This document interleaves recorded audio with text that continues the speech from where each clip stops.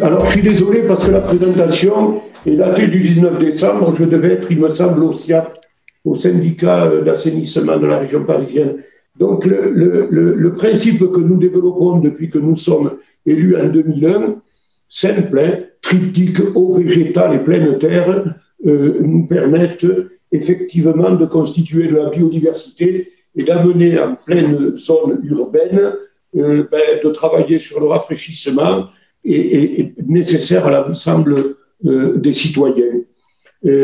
On passe au suivant. Alors attendez, c'est moi qui actionne, voilà, oui. On passe au suivant après, c'est pas important ça, c'est le sommaire.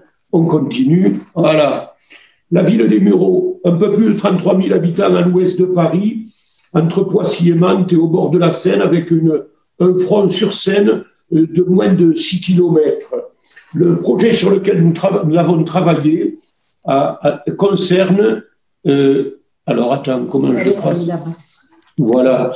C'est moi qui ai la main, hein. Dites-moi pour que je passe les... Voilà, vous passez la suivante, s'il vous plaît. Voilà, il s'agit du premier écoquartier labellisé en rue. Et donc, nous avons travaillé sur 70 hectares avec une enquête loi sur l'eau 2008-2009 qui concernait 15 000 personnes, 15 000 citoyens, zone sur laquelle nous avons démoli 1108 logements, nous avons reconstitué une offre là et nous avons travaillé donc sur ce secteur-là. On continue. Voilà. La carte mentale de l'eau, c'est un outil pour nous important, à savoir qu'il nous paraissait primordial de savoir ce que l'on voulait faire d'abord, parce qu'il y a par exemple une chose qui peut paraître totalement désuète, c'est la question de la santé, du plaisir et de la beauté. Retravailler sur l'espace urbain, déjà ce sont des choses qui nous préoccupent quand on le reconstitue ou quand on le constitue, mais ça nous a paru important que l'arrivée de l'eau sur cet espace urbain, on voulait la faire ressortir l'eau. C'est-à-dire que d'un point de vue culturel, depuis des décennies, voire 2 siècles à peu près, enterrer l'eau était une contrainte normale. C'était pour des questions de santé qu'on l'avait enterré. Les égouts, je vous rappelle que l'eau pluviale, c'est de l'assainissement, ça paraît curieux, mais c'est comme ça. Et nous avons créé ensuite des boîtes à outils, c'est-à-dire que dans le PLU dès 2002, nous avons imposé l'infiltration à la parcelle et, quand c'est possible, le déraccordement au réseau d'assainissement. Infiltration obligatoire. Et sur la rue, sur ces 70 hectares, c'était la règle qui a été mise en œuvre immédiatement. Ainsi, ce dont je vais vous montrer quelques photos, c'est réalisé pour les premières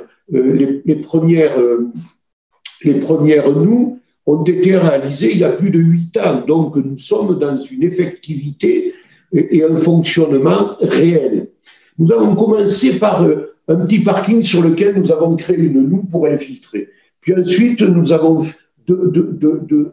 on a avancé sur ce genre de choses par des petites expériences. Parce que, effectivement, les partenaires, qu'ils soient bailleurs ou autres, y compris l'État, ne comprenaient pas bien où on voulait en venir, à savoir la suppression des réseaux d'eau pluviale. C'est ce que nous avons fait sur la rue où nous avons supprimé 11 km de réseau d'eau pluviale. Nous infiltrons dans les copros et l'espace public est infiltré aussi. On passe au slide suivant, si vous voulez.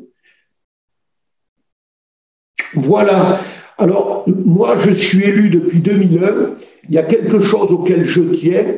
Vous savez, les élus sont des gens qui disent des fois ce qu'ils vont faire, mais ils ne font pas toujours ce qu'ils disent.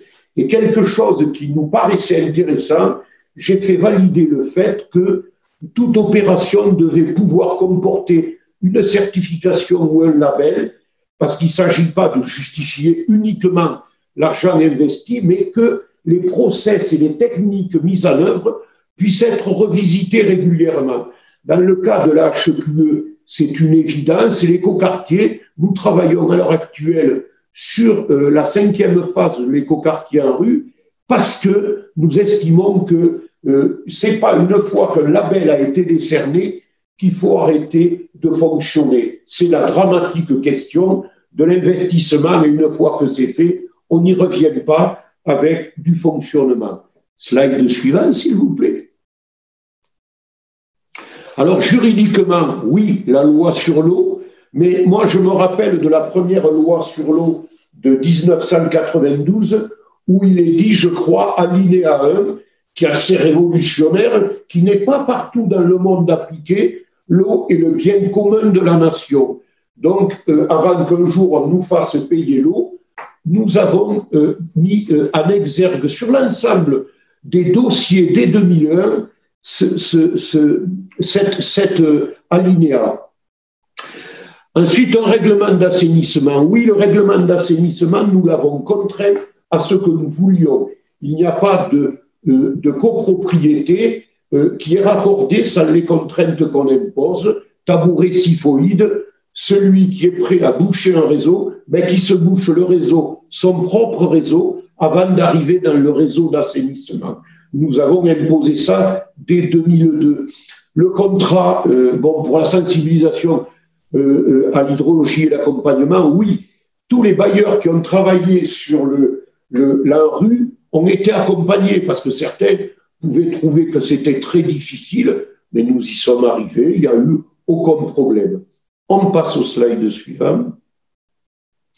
Zéro rejet. Ouais, alors ça, je peux vous dire que ça en a fait beaucoup parler, mais nous y sommes arrivés sur ces 70 hectares. Nous avons des noues un peu particulières. Vous voyez celle qu'il y a là, elle a l'air presque horizontale. Nous en avons une qui est dans une pente à quasi 10%, 9,90 et quelques. Et cette noue, on l'appelle la noue Châteaufort. Juste pour vous dire qu'on n'est pas sur des noues qui sont doublées en partie inférieure d'un réseau d'assainissement. Cela se fait aussi, pas chez nous. On pense qu'il ne faut pas nécessairement mettre la ceinture et les bretelles. Quand nous avons eu les premières pluies importantes, il a fallu en réouvrir certaines parce qu'effectivement, la composition et le fonctionnement doit être bien fait, bien pratiqué. Vous avez le quartier qui est affiché à gauche et à côté, à droite, nous avons une petite zone humide qui se constitue elle-même quand l'imperméabilisation, il n'y a pas d'imperméabilisation, mais la constitution du sol fait que l'infiltration se fait lentement. On passe au prochain. Les outils financiers, vous les connaissez tous. Là, par contre, dans le cas de l'écoquartier, nous avons effectivement eu un subventionnement en rue, parce que c'est la première fois que cela se faisait sur une opération en rue d'envergure. Oui, j'ai oublié de dire, la rue des Mureaux, je vous ai donné le périmètre, le nombre d'habitants, c'est 420 millions d'euros. Hein. Donc, la rue nous a donné quelques centaines de milliers d'euros. Nous avons un subventionnement de l'agence de l'eau. Ensuite, voilà. Au prochain slide, s'il vous plaît. Ceci est intéressant. Nous sommes hors périmètre en rue, mais ce que je vous disais tout à l'heure, l'application du triptyque eau végétale et terre pleine nous paraissait important pour arriver à remettre du végétal en ville et commencer à imaginer que les canicules qui commençaient à arriver pouvaient nous permettre d'anticiper un peu. Ce que vous voyez sur la photo de 2019, les travaux là ont été terminés en 2007. En 2001, c'est la photo de gauche. En 2019, c'est les arbres plantés. On est à 2000 arbres à peu près plantés. Et là, on a des arbres qui ont pris leur envergure.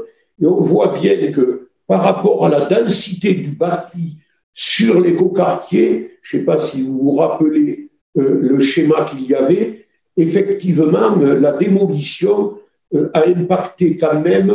Nous avons des zones plus naturelles et de prairies qui rentrent dans l'urbanité. On passe au prochain. Alors, dès 2005, nous avons travaillé sur la toiture végétalisée, sur la photo de gauche. C'était un restaurant scolaire qui est devenu administratif avec des techniciens qui peuvent aller y manger. C'était la première toiture végétalisée. En 2005, 2002, c'est le 2003, la première toiture végétalisée.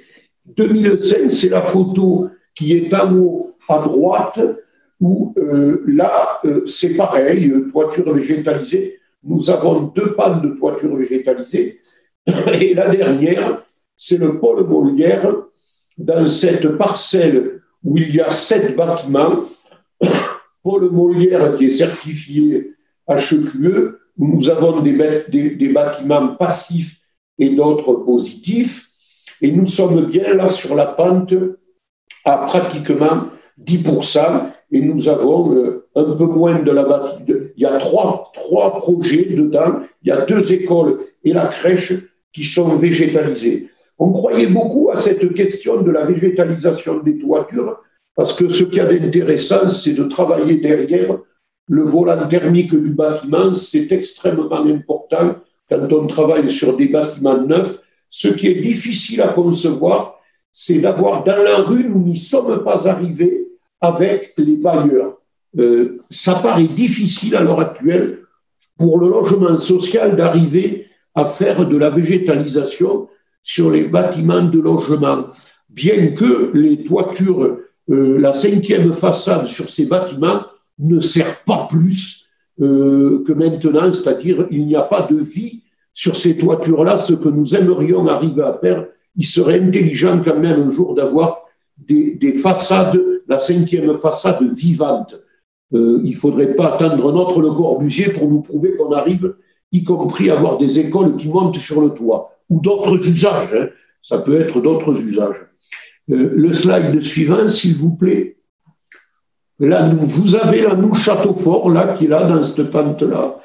Alors, effectivement, le principe déjà de l'infiltration, nous avons des sortes de petits créneaux sur la gauche, c'est pour pas éviter que des voitures se fourrent dans la... Mais peut-être qu'il y en a qui viseront bien pour y arriver, mais le but, c'est de ne pas avoir de marche, d'avoir la voirie ou les trottoirs qui peuvent s'écouler directement dans la noue. Les noues sont plantées, évidemment, entretenues.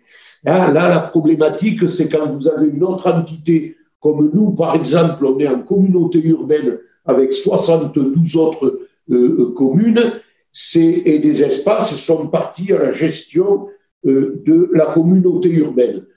C'est que tout ne soit pas quand même rasé, comme ils ont commencé à le faire au départ. Donc, nous travaillons cela, c'est du travail de petites mains de couture pour que les partenaires puissent les entretenir correctement.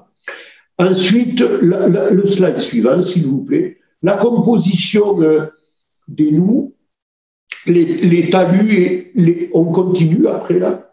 Vous avez, voilà, la chaussée drainage. Nous avons un peu pratiqué toutes les possibilités. Nous voulions expérimenter et on se disait, faire un showroom, c'est une chose, pourquoi ne pas commencer à réaliser? Avec le bureau d'études, nous avons donc de la chaussée drainante, avec un béton drainant, nous avons la sole avec les réservoirs et nous avons les espaces en creux. Les espaces en creux aussi qui sont intéressants parce que le gros problème parfois de l'urbanisme, c'est qu'on a quelque chose d'un peu problématique, on aurait envie de tout niveler.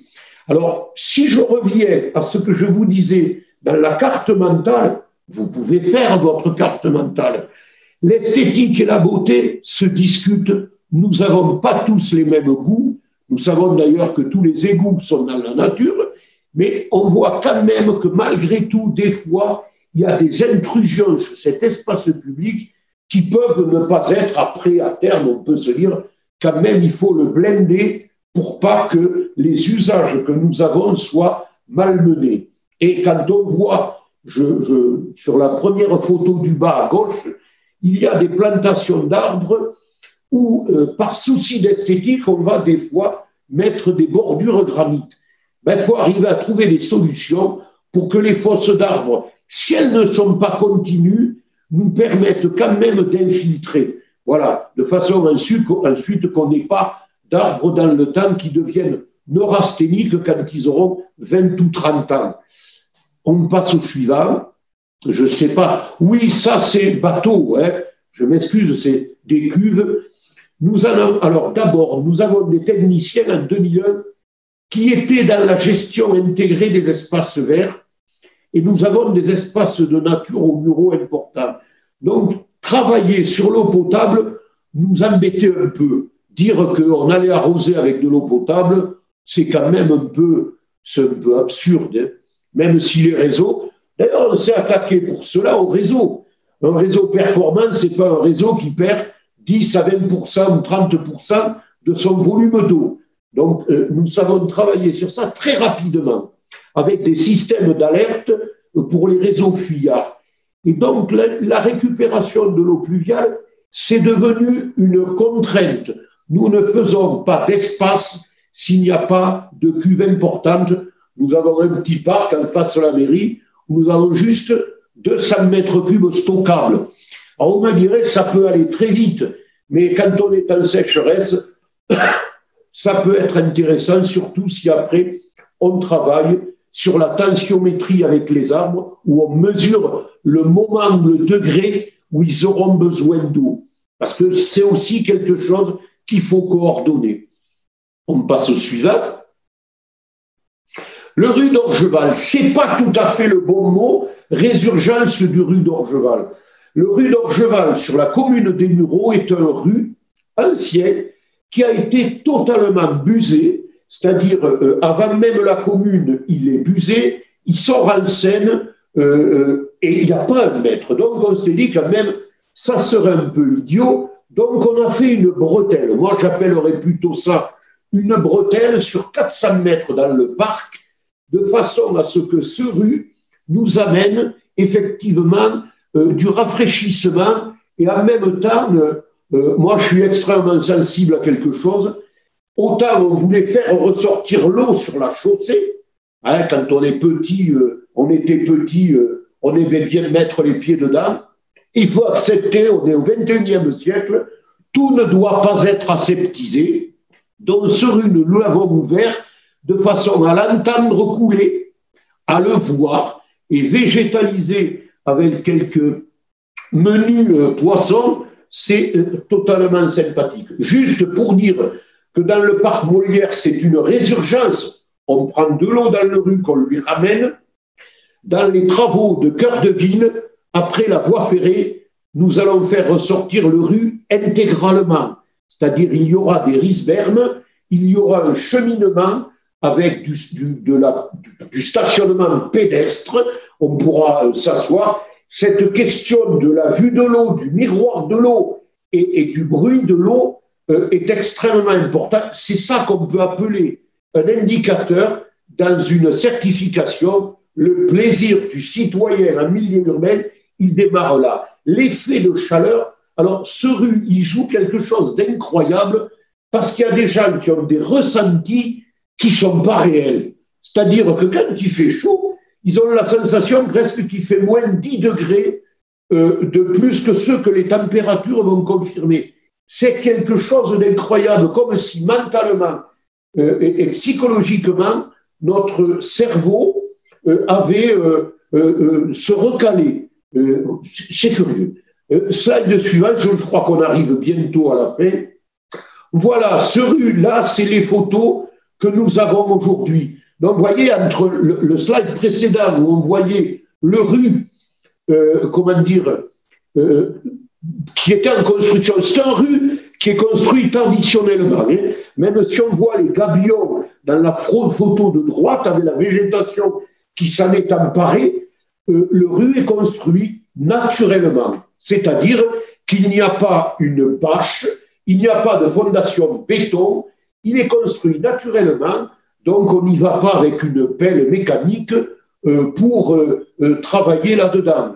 Sinon, le rue, un jour, il n'y en aura plus, il s'infiltrera. Ce qui fait qu'il a fallu constituer une couche étanche avec des matériaux. Voilà, c'est tout. Simple, de la terre. Et donc, le rue chemine et donne un aspect, effectivement, qui est assez agréable. Voilà.